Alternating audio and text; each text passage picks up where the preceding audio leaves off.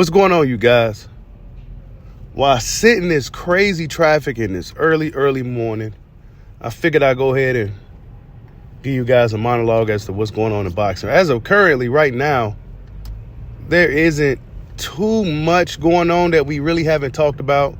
Of course, Teofimo Lopez is kind of like the latest news with Jaron Ennis, and that's a fight that should be a good fight. Teofimo Lopez has some skills for what it's worth, right? He's been really in his pursuit of greatness, right? And we can't be mad at it, and especially if he's serious about it. So if he follows through with this fight with Jaron Ennis, that should be a good thing for boxing.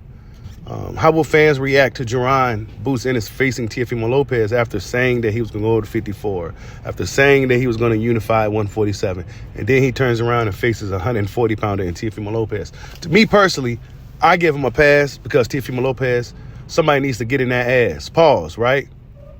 But Jaron Ennis, man, wow, the narrative has changed for Jaron.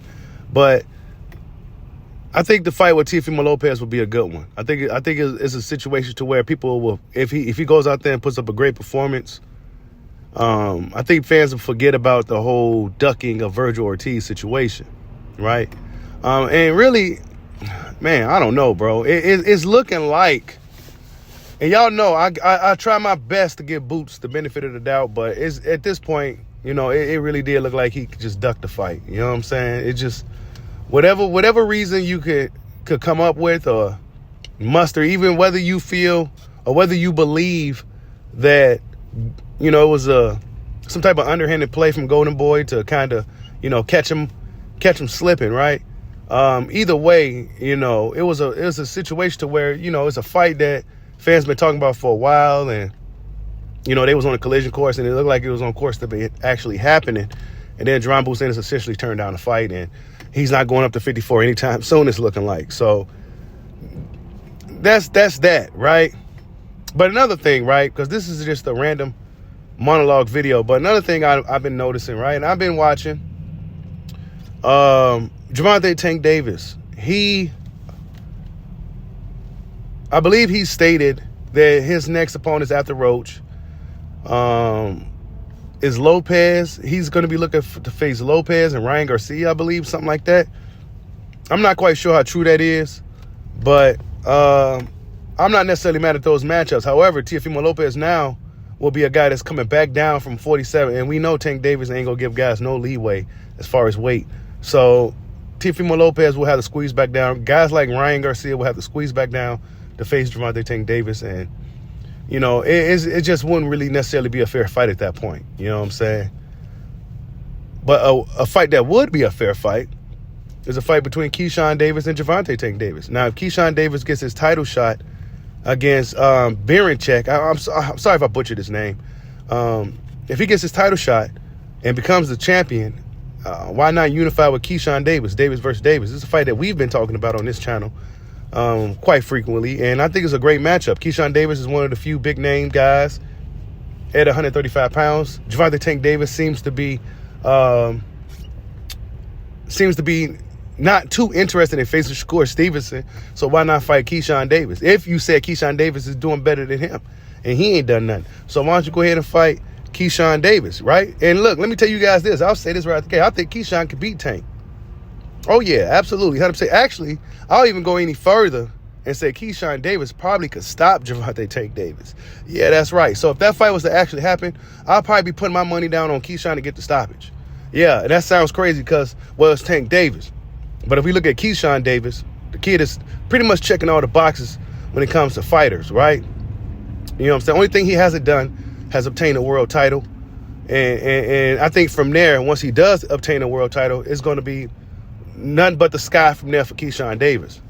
Extremely talented, likes to fight, right? One thing about Keyshawn Davis, he likes to fight. He's going to come forward. He's not going to do too much backpedaling or backstepping. He's going to be coming at you. He's going to be slipping punches, and he's going to be returning the fire amongst all that action. And I think a style like his is kind of a bad stylistic matchup for Gervonta Tank Davis, because Keyshawn Davis, he has speed, he has power, he'll have the length, he'll have the height, and he has the skills to back it up. So I think a fight between Davis versus Davis is a fight that should happen at 135 pounds. I mean, why not, Tank? If you're going to be considering leaving boxing and retiring, why not leave on a high note and go ahead and try to obtain a belt from one of the other champions at 135 pounds? But guess what? Tank told us that he don't care about none of that. He don't care about none of that. He don't care about no belts, none of that. So that's his way of telling you, well, look, man, y'all not about to begin no unifications. Y'all not about to begin any of that. I'm going to take my ball and I'm going to go home. I'm going to get my bag and I'm going to go home, right? So that's what Tank is going to do. Unfortunately, we may not ever see this type of fight. But in my opinion, if it was to happen, I got Keyshawn Davis 100% beating Gervonta Tank Davis. And I don't necessarily put too many people over Tank, but I think if there's one guy at 135 right now, outside of Shakur Stevenson, that could actually beat Tank and possibly stop him, is Keyshawn, the businessman, Davis. But moving forward, Devin Haney. Devin Haney. What's next for Devin Haney, right? He seemed to be having problems with promoters. There seems to be whispers of him being blackballed from boxing. Is this all true? I'm not sure, right? Because Devin Haney and Bill Haney has done a great job of maneuvering through the politics of boxing and, you know, just doing everything they've done to make it this far. Pretty much being independent, an independent duo, right? No promoter, 100% behind them. They just kind of been doing their thing and they made it quite far in the sport. Now, what's next for Devin Haney? He should have fought Liam Paro, in my opinion. You know, there was no reason for you to release the sparring footage of a guy you should have just fought, right? Whether it was for a payday that you felt that was minimal or not, I think that was an opportunity for Devin Haney to kind of right or wrong with Ryan Garcia real quick and go in there and get another belt and, you know, become a unified champion at 140. Now, Hitchinson has that belt. And if we looking at the styles between those two fighters, they're somewhat similar, but I feel like Devin is a little bit more rugged. And Hitchens is a little bit more pure, more of a pure boxer, right? But will that fight ever happen? A unification fight between Hitchison and Haney, right? I don't see nobody calling out Hitchison right now. You know, he's a champion at 140 pounds. Actually, Subriel Matias said he wants that shot.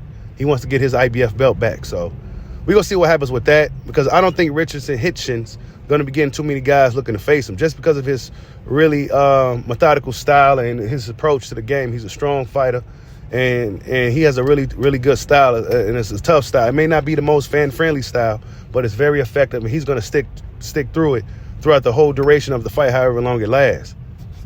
Will Devin Haney try to unify with a guy like Hitchison, right? You would think that they would, right? But that's not typically how boxing goes. So we're going to see what happens with Devin Haney and who's next for Devin Haney. There should be some big news soon. You know, they've been receiving a lot of heat ever since the whole Ryan Garcia debacle. And, yeah, they got to kind of go up in the ring and kind of right that wrong. You know what I'm saying? But however they do it, the last vivid memory of people seeing Devin Haney is with him being kind of face down, ass up, pause, at the hands of Ryan Garcia. Whether they felt that he cheated or not, or whether Ryan Garcia actually cheated or not, your average boxing fan remember Devin Haney just getting beat by the dude. See Devin Haney working on his left hooks in training with Nate Jones, et cetera, et cetera. So, I don't know. We're going to see what happens, right? Boxing is really starting to shape up and materialize. We got the excellent card coming up February 22nd. You know, things is really, really starting to happen. We got a WBC event. A WBC in Turkey is going to have a WBC boxing tournament. It's probably going to be similar to the Super 6 that we had years ago. So we're going to see who all signs up for that bid, right? So boxing's in a good place right now. You know, we finding out who's who and who's really about that smoke and who's really going to be left standing once the smoke clears. But yeah, other than that, you guys, there isn't really too much other things going on outside of boxing that we really haven't talked about. Ain't nothing new that came up on the plate just yet. But that's some of the latest news in boxing, man. Will we get some of the fights that we're looking for? Will Gervonta Tank Davis really retire from the sport?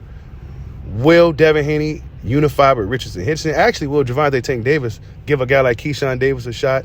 Who knows? But either way, hope everybody have a good day. You guys hit that like button for your boy. Peace out.